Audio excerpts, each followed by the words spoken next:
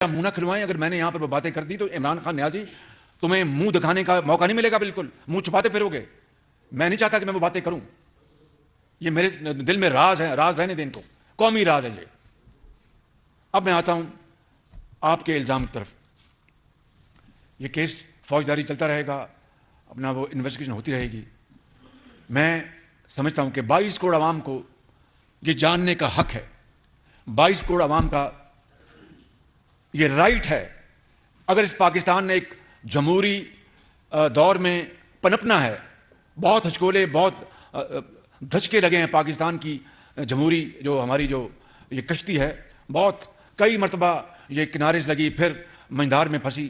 اللہ تعالیٰ کرے گا یہ دشوار گزار یہ سفر طے ہو جائے گا. لیکن اگر پاکستان نے ایک آزاد مملکت, ایک انصاف پر مبنی ایک معاشرہ, عدل پر مبنی معاشرہ جس میں سب کو انصاف ملے اور پاکستان کے اندر سب کو یہ رائٹ ہو کہ اپنے دائرے میں رہ کر قانون کے اور شائستگی کے دائرے میں رہ کر بات کرنے کا اس کو موقع ملے, اور کوئی کسی سے سوال کرے تو اس کو جواب لینے کا حق ہو. تو اگر اس نے آج الزام وزیر اعظم پر لگایا ہے اور انٹیریئر منسٹر پہ لگایا ہے اور ایک فوج کے ایک اعلیٰ افسر پہ لگایا ہے, تو میں آج کہتا ہوں پھر کہ مجھے ایک سیکنڈ رہنے کا حق نہیں کہ خدا نخواستہ اس سازش میں دور دور تک میرا کوئی رتی برابر بھی, یا ان کا ہمارے جو انٹیریئر منسٹر ہیں یا جو فوجی افسر ہیں ان تینوں نے کہ ہم نے سازش کی, دور دور تک اگر اس سازش کا کوئی ہلکا سا سایہ ثبوت, نحیف ثبوت بھی آ جائے تو میں خدا کی قسم کھا کے کہتا ہوں کہ میں ہمیشہ کے لیے نہ صرف سیاست چھوڑ دوں گا, جس طرح میں نے ماضی میں ان الزامات کے بارے میں کہا, اور اللہ تعالیٰ نے آج تک میری لاج رکھی ہے اس گناہگار کی, اس کمزور خطا کار کی.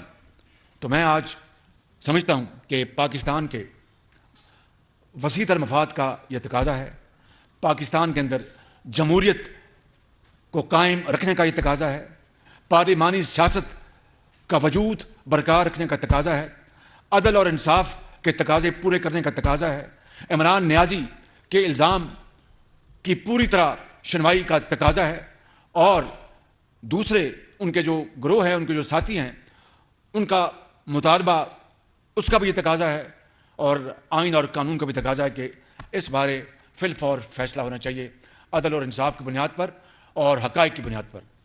اس کا واحد ایک طریقہ ہے, یہ جو انویسٹیگیشن جو ہے چلتی رہے گی.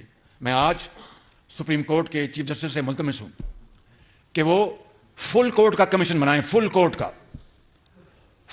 کا کمیشن بنائیں جس میں انتہائی لائق احترام, قابل احترام تمام ججز جو ہیں, چاہے وہ جونیئر ہیں یا سینئر ہیں.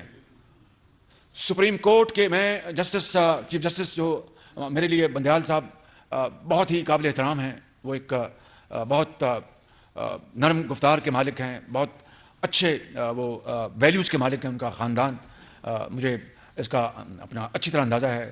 وہ بڑی نرم گفتگو کرتے ہیں, کبھی کسی کے خلاف کیچڑ نہیں اچھالتے.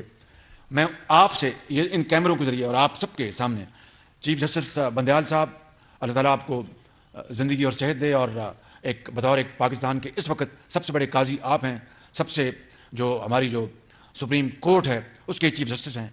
میں آپ سے ملتمس ہوں کہ اس ملک کے بہترین مفاد میں, عدل اور انصاف کے مفاد میں, اور یہ فساد فتنہ ختم کرنے کے لیے, چاہے ترازو انصاف کی بنیاد پر ادھر جائے یا ادھر جائے, مجھے اس کی کوئی فکر نہیں ہے. بالکل میری آپ سے گزارش ہے کہ آپ فل کورٹ پر مبنی کمیشن آپ تشکیل دیں. میں آپ کو انشاءاللہ فی الفور میں خط کے ذریعے آپ سے میں ان رائٹنگ میں آپ کو یہ درخواست کروں گا, اور مجھے امید ہے کہ میری اس درخواست کی پذیرائی ہوگی پاکستان کے بہترین مفاد میں, 22 کروڑ عوام کے مفاد میں.